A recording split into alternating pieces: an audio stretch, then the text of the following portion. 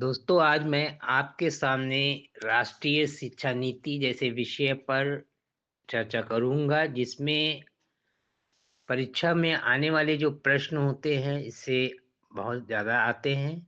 और इसलिए मैं आज आपके सामने राष्ट्रीय शिक्षा नीति पर बात करूंगा। इसमें जो स्लाइड दिखा रहा हूं मैं, उसमें पहली है कि प्रथम शिक्षा नीति 1968 में श्रीमती इंदिरा गांधी प्रधानमंत्री के कार्यकाल में आई।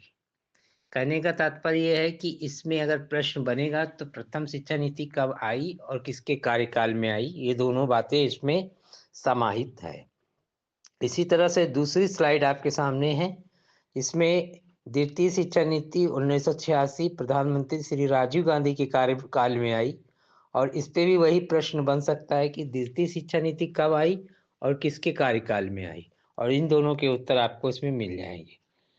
इसके बाद तीसरी स्लाइड आपकी तृतीय शिक्षा नीति 2020 प्रधानमंत्री श्री नरेंद्र मोदी के कार्यकाल में आई, और यह 34 वर्षों के बाद आई। तो इस पे प्रश्न बन सकते हैं कि कितने दिनों के बाद यह शिक्षा नीति या कितने वर्षों के बाद यह शिक्षा नीति आई। तो 34 वर्षों के बाद यह शिक्षा नीति आई। ये 34 स्लाइड के आपको दिखा रहा हूँ। इसमें राष्ट्रीय शिक्षा नीति एनईपी का फुल फॉर्म होता है नेशनल एजुकेशन पॉलिसी। 2020 को डॉक्टर के कस्तूरी रंगन की अध्यक्षता वाली समिति की सिफारिश के आधार पर तैयार किया गया। कहने का मतलब एक ड्राफ्ट तैयार कराया गया इनकी सिफारिश पर, और इसे प्रधानमंत्री नरेंद्र मोदी की अध्यक्षता में केंद्रीय मंत्रिमंडल ने 29 जुलाई 2020 को मंजूरी दे दी। तो यह जो स्लाइड है, इसमें कई प्रश्न बनता है। पहला प्रश्न तो यही बनता है कि एनएपी का फुल फॉर्म क्या होता है, फिर किसके अध्यक्षता में ड्राफ्ट तैयार किया गया, और जो समिति थी उसकी सिफारिश पर क्या किया गया। तो वो सारी चीज़ें इसमें आपको मिलेगी, और ये 29 जुलाई 2020 को मंजूरी दी गई, ये भी इसमें प्रश्न बनता है।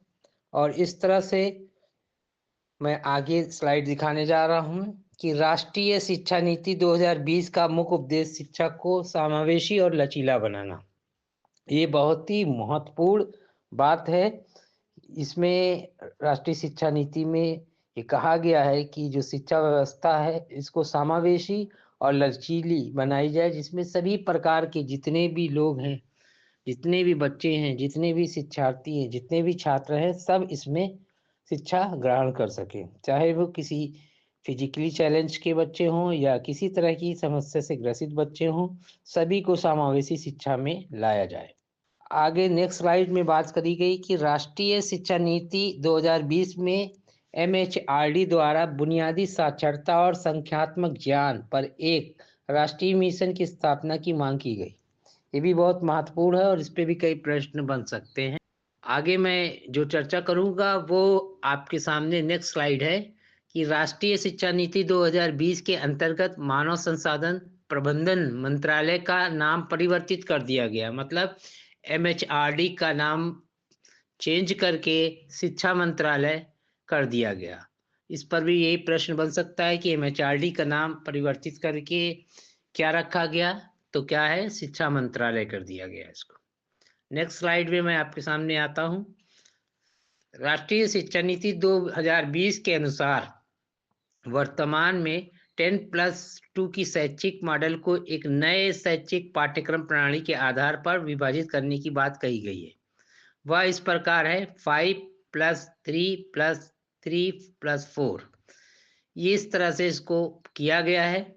और ये नेक्स्ट स्लाइड में मैं इससे संबंधित कुछ बातें आपको बताने जा रहा हूँ कि 3 से 6 वर्ष की आयु के लिए प्री स्कूल, बाल वाटिका आंगनवाड़ी के माध्यम से मुक्त, सुरक्षित और गुणवत्तापूर्ण प्रारंभिक बाल्यावस्था शिक्षा और देखभाल की उपलब्धता सुनिश्चित करना महत्वपूर्ण बिंदु रहा है एनईपी 2020 का।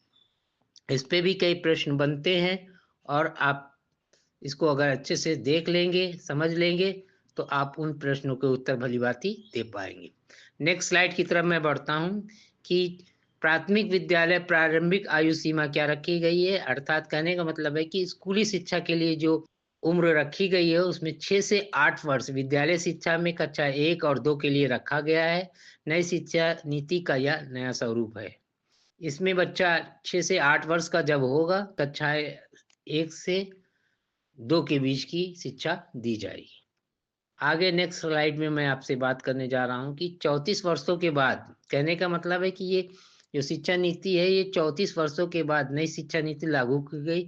इस नई शिक्षा नीति में मातृभाषा को महत्वपूर्ण स्थान दिया गया। कहने का मतलब ये है कि बच्चे की जो मातृभाषा होगी या उस क्षेत्र की जो मातृभाषा होगी उसमें ही उसको पढ़ाया जाएगा, इसी पर बल दिया गया है।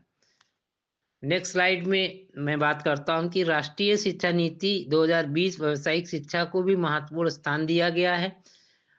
इसमें कौशल शिक्षा की भी बात कही गई है। ये बहुत महत्वपूर्ण है ये भी कि जो व्यावसायिक शिक्षा पाठ्यक्रम है उसको भी जोड़ा गया है और इसमें पढ़ाई करने के लिए बात करी गई है कि एकीकृत किया जाए और कौशल शिक्षा सभी बच्चों को मिले, जिससे आगे चल के वो अपने जीवन यापन करने के लिए एक सक्षम नागरिक के रूप में कार्य कर सके।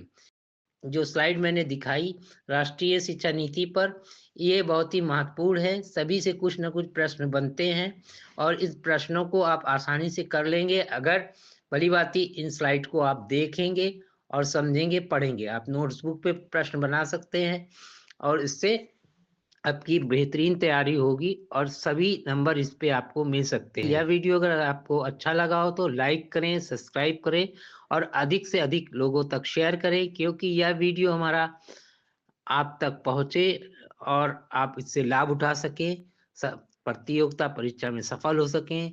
धन्यवाद।